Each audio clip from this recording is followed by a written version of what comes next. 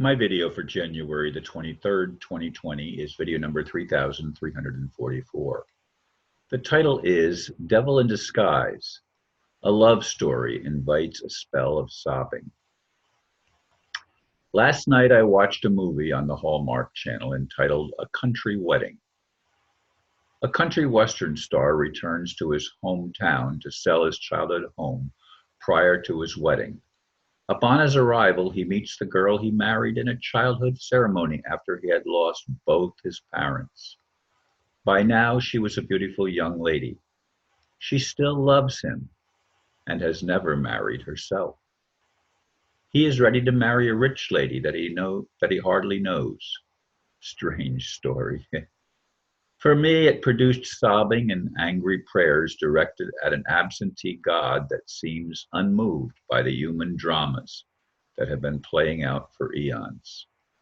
That kind of prayer has become common for me and often triggers tears. Yes, it is just a movie. Some suggest that our lives are nothing more than theater, that this world is just an illusion. For me, that is painful to even consider. The story was written by Leigh Duncan. The movie starred Jesse Metcalfe and Autumn Reeser. I'm not sure who wrote this tragic comedy we call human life, but I don't think it's very funny to be nothing more than an actor for the sadistic entertainment of an absentee creator that knowingly allowed a fallen angel to become a devil in disguise. I actually had another title and another video planned for today, but when I woke up this morning, I was still feeling the emotional, whatever. I was still feeling emotional as I was last night in watching that movie. I liked the movie. I really thought it was well done. The man in the movie had become a country and western star, as it says in the blurb, and was quite famous and traveling all over the world. And his fiancée was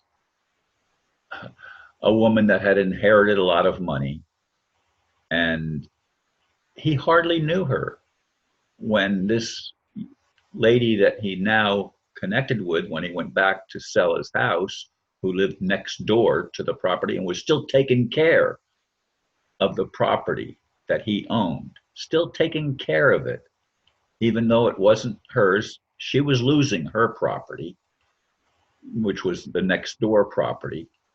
Again, they were obviously next door neighbors growing up, and had one of their friends had performed a ceremony and he had given her his mother's ring. And she still had it after all that time. And she sent it back to him, and with a note, and didn't even tell him that her property was being foreclosed on. And it was his fiance that had bought the property and was evicting her from it because she had been sent by someone a picture of him dancing with and kissing the other lady, who again now that was a little girl grown up.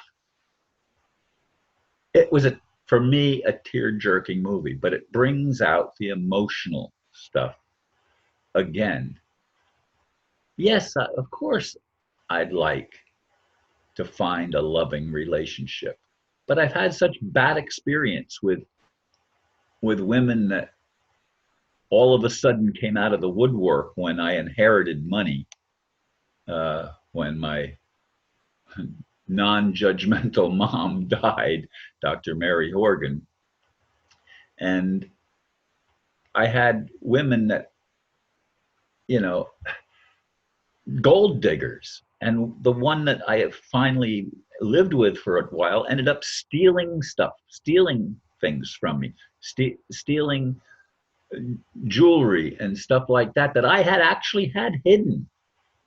She shouldn't have even known where it was, but she went through my things because she lived under my roof. And she, of course, never admitted that she stole anything when I asked her about it, but it was gone. The expensive jewelry was not there. It had been replaced with costume jewelry in the little plastic bags that I had everything appraised. Again, I go through all this because I rehash these things. Now, you're supposed to let go of the past, and you try to, or at least I do. Maybe some people can succeed with that and just live in the present moment, not taking any thought of what went before or of what might come after. It's only now. I mean, that's the so-called spiritual or metaphysical teaching that I've been hearing for a long time and have probably parroted the stuff myself. But real life brings out real emotion, at least for me. Maybe other people aren't emotional. Maybe other people don't give a damn. But I do.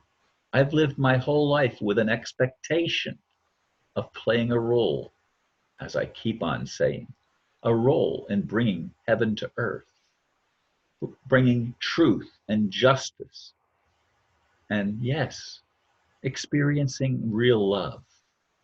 Would I like to experience a romantic relationship? Of course I would. But I don't trust a lot of things anymore. I just don't trust. I have friends, I have female friends, I have male friends that have stuck with me through all this time. But I have others that, say I'm as one of my friends said just within the past week, you're a very difficult person to deal with. I guess maybe I am. I guess maybe I am. But I still have a heart. I still want to see peace on earth. I'd still like to experience love. It's no wonder that some of my friends, when they see other of our friends happy and having fulfillment in their lives, and they still don't have that, it becomes a bit overwhelming. I know. I not just observe it in me, I observe it in some others. Life is difficult. And we have a God that doesn't answer prayers. No is not an answer. Wait is not an answer. Now, when I say wait, I mean wait till the next lifetime or some future lifetime. That's BS, folks. That's crazy.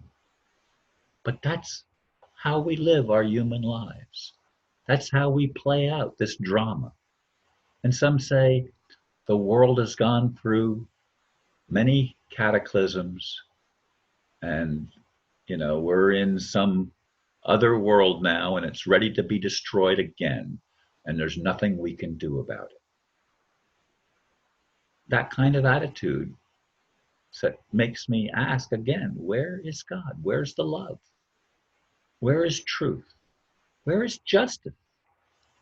Where are the things that bring joy and happiness instead of sadness and sorrow that so many of us have to deal with day in and day out? I try to stay positive. It becomes more and more difficult for me if I'm going to live in integrity to what I'm feeling and experiencing personally as a human being.